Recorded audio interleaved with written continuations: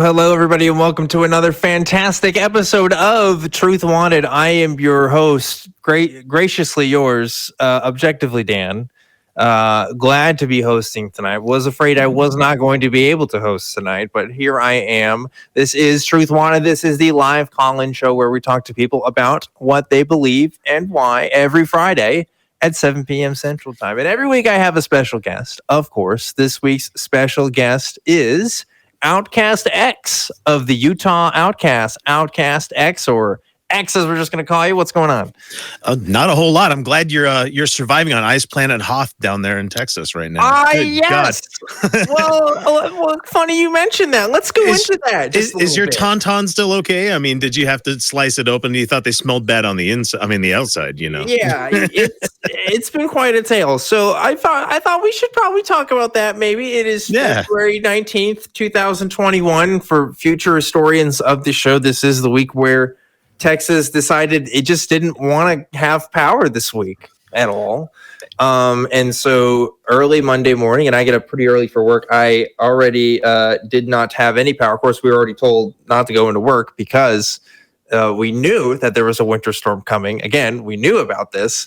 I did not get power in my place until at least yesterday night. And my apartment here has not had any power since then. So the first day I was just kind of vibing and surviving here with me and Pico. We kind of knew that this was going to come, but I didn't expect to have not power for that long. First night, got down to like 9 degrees, and I just hunkered down, just got my mattress in the center of the room here to get it away from the windows, and I just survived the night. I wore like 4 layers of clothes. I slept with my boots on. I had Pico with me underneath the sheets, and we just kind of camped out for the night. Next day, still didn't get anything. Heard that we weren't going to get any power until at least Thursday, so I tried to get out from my apartment complex, go up the hills here, and I couldn't get my car over these hills because it was too much ice. Trying to escape. Eventually, I left later that day, but there were families outside, people with children at their propane grills out on the front porch of their apartments because it was warmer to do that than to be inside. Because like 40% of Austin did not have power for a good chunk of time this week. And a lot of places still don't have power as of the time of this. But I managed to get to Genetically Modified Skeptic's house. And actually, the plan was to record using his equipment. Unfortunately, because I'm really awesome, I accidentally broke Drew's mic while setting up for the show, which is great. So I paid for that.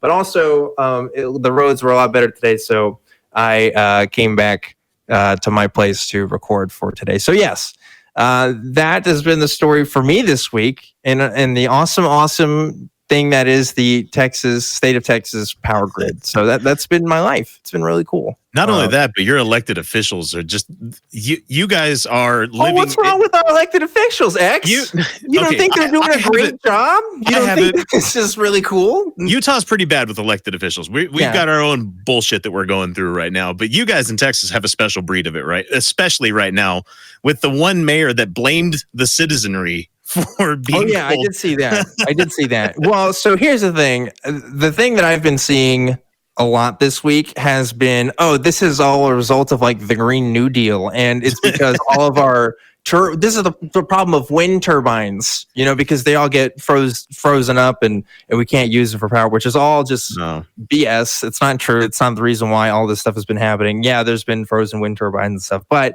this intersects with this show.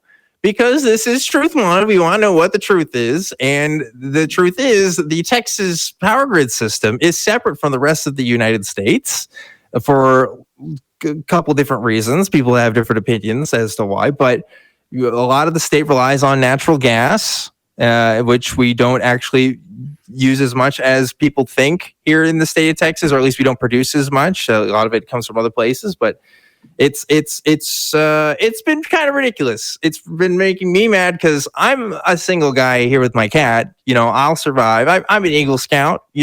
I can do this if I needed to.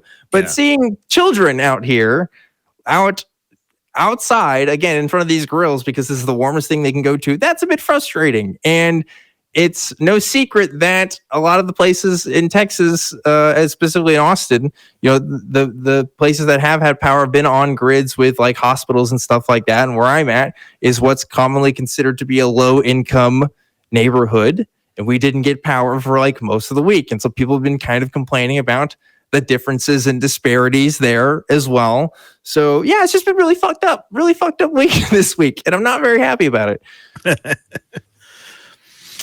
So yeah, welcome to the show.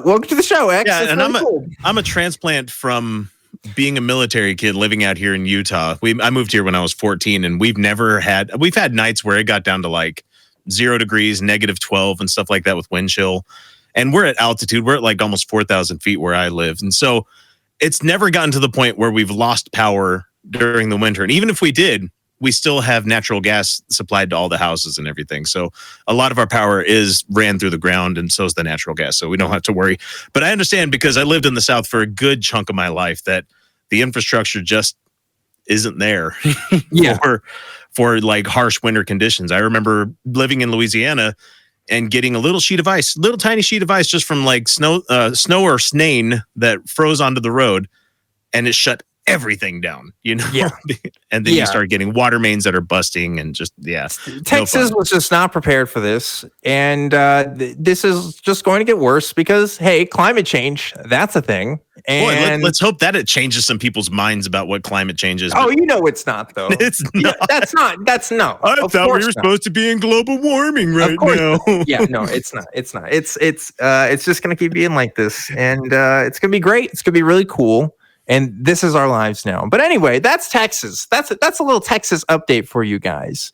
So really, really cool. Oh, by the way, this weekend, in case you missed it last week, but I am going to be on Atheist Experience on Sunday. So you guys should check that out. I'll remind you guys at the end of the show, but you guys should look at that as well.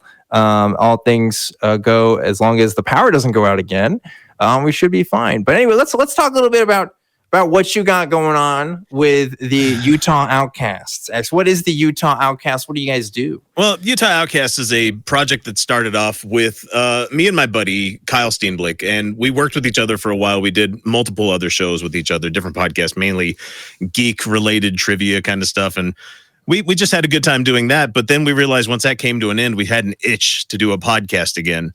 And so we're like, okay, well, we're consuming a lot more atheist content, and I didn't realize that there was actually a robust community of atheism out here in Utah. So it was just one of those things where I didn't know. I wonder why. I wonder what would be the impetus. But it was really weird because I had the Christian understanding of what atheist was.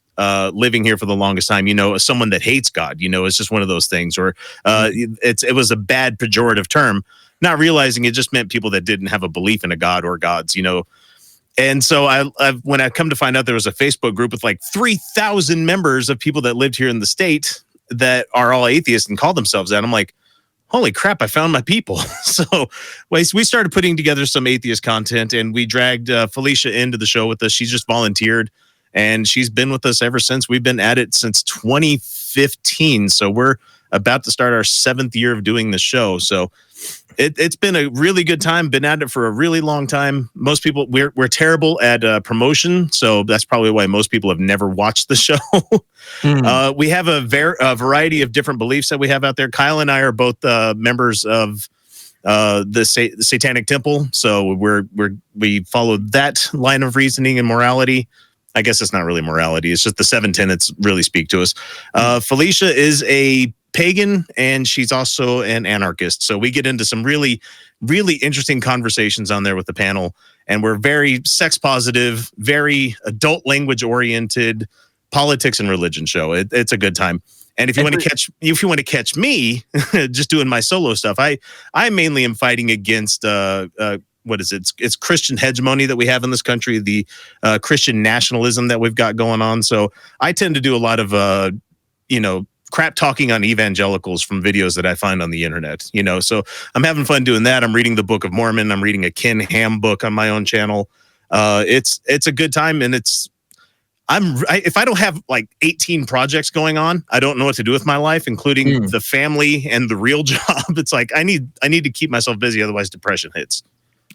Yeah. Oh God, it's a pandemic. If you're gonna read Ken Ham books, I think that's gonna do it to you too. I think that would be my first recommendation. Is actually not to do that, but I mean, it's your life. You gotta do what you gotta do. I mean, yeah, and I guess you're all called outcasts because you feel like Christianity in particular has excluded you guys, or is it just your political opinions as well? It's political opinions because like the only sea of blue that we have in this state is Salt Lake City, which is really funny because that's where the headquarters for the LDS Church is. Right. But there's a couple of really awesome gay bars like right around the corner.